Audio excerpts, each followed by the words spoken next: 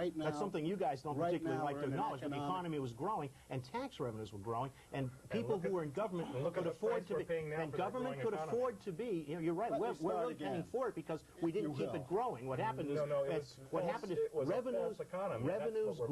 revenues grew and government spent. And right now the problem is to keep providing the services and do it without raising taxes. Now, I'm going to be, like I say, I'm going to be sitting down, we're going to be talking about privatization.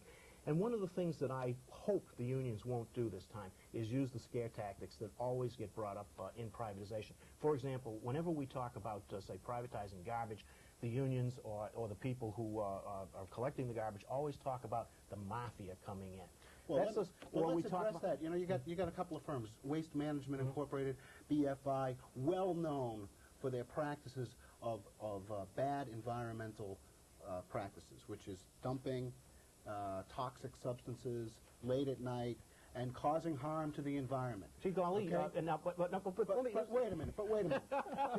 I just spent $20-something million trying to clean up Coakley landfill so that was run by the city of Portsmouth. Coakley landfill. And so, you know, in other words, is that where they were trying? The private water company was trying to put the well? No, Coakley landfill is where the city of Portsmouth municipal dump. Right. And so there's a private you're not going to get away with telling me that private companies are these horrible capitalist dirty people who are great segue here to an issue I wanted to talk about. Let me finish before you go off into your segue. Let me get back to the idea. Cut you off and give Tom a chance. But Tom is. Let me just finish this idea because I think it's very important, the discussion we're going to have. We're out of time. The discussion is almost over. But it won't work if the unions are coming in and dragging red herrings or issuing or threats. We're going to have a discussion on the merits. Red herring. There is no red herring. Well, the mafia is a red herring. The waste management is a spoiler of the environment. You're the only one who said anything about the mafia today. Waste management. Southern Maine is involved in a lawsuit right now. Private haulers are taking them to court for predatory business practices because they are driving out the small competitors that proponents of privatization say are good because you want competition.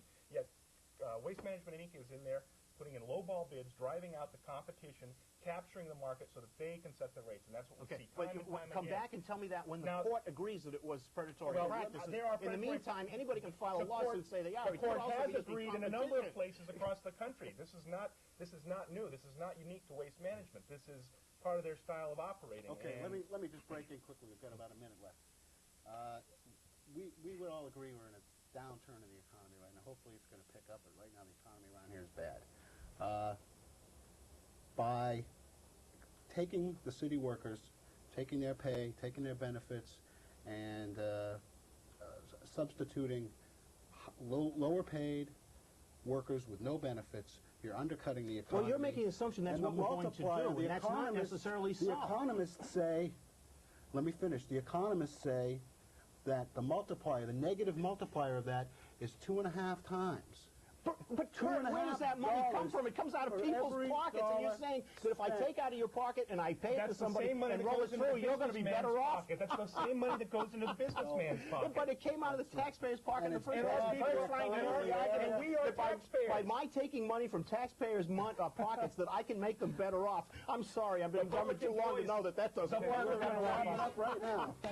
And thanks to Michael Dunbar and Tom O'Connor for a great discussion. Chip and I'll be right back after this. Jesus, holy. This is you and this is me.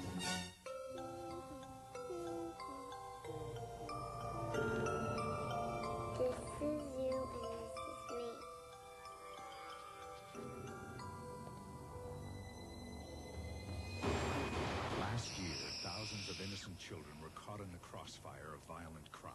How much longer will you let this go on? Call this number now. We'll send you information on how you can protect your children from crime in your neighborhood. Together, we will take a bite out of crime. Hey, see any good videos lately? Only old ones. You know, anytime there's a hot Hollywood movie, it's always checked out at the video store. Yeah, I know. You drive all the way over there, and they don't even have it. That's why I like the premium channels. Why we like the premium channels. Right. You check the paper, it shows a recent hit movie, it's on. Yeah, and you can tape it and keep it. Yeah, you know, and it's convenient, too. I mean, there are hundreds of great movies whenever I want to watch. Whenever we want to watch. Oh, sweet. That's what I said. The premium channels with every penny.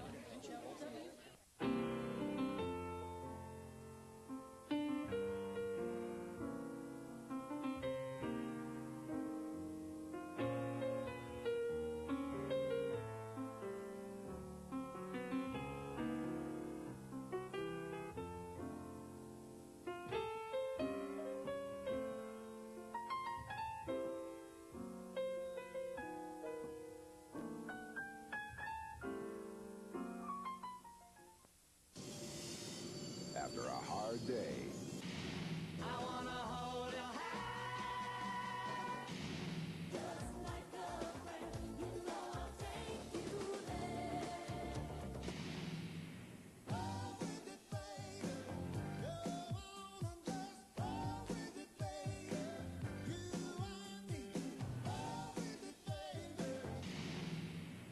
VH1, your favorite songs.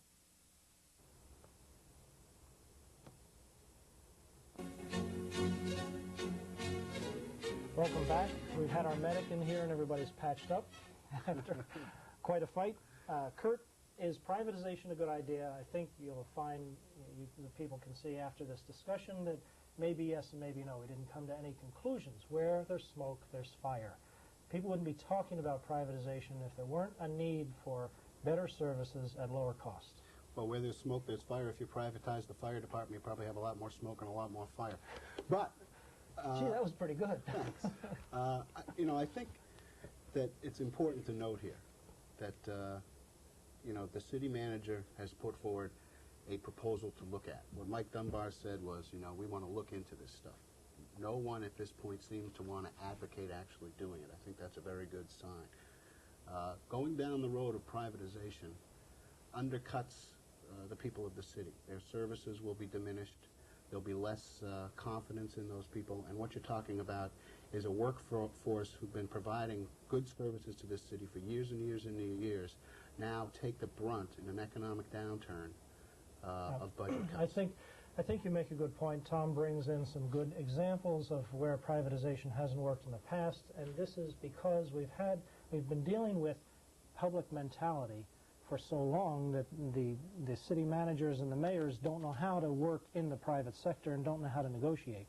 And I think that I'm going to have to disagree with you. I don't think that it's ipso facto that you will definitely get bad service if you privatize. Well, I think that, especially with our manager, this guy is tough as nails and probably could work a contract as hard as anybody. Why doesn't he think he can manage the people that are doing the city services right now? He wants to contract it out. Because the problem is the work rules of the union. And I don't think you'll find the rank and file appreciate, until they get way up in the union hierarchy, they don't appreciate the work rules. And I think that's what we're talking about. And that's why the manager is probably saying, let's look at this, because we have some stumbling blocks. When you lay off all of the young, bright, energetic teachers, that's bad for the system. And one thing we found out today is that the members of Local 1386 of AFSCME here are well served by people like Tom O'Connor who are working for them. From the left, I'm Kurt Ehrenberg. From the right, I'm Chip Noon. Thanks for being with us today, and we'll see you next time on Inside the Issues.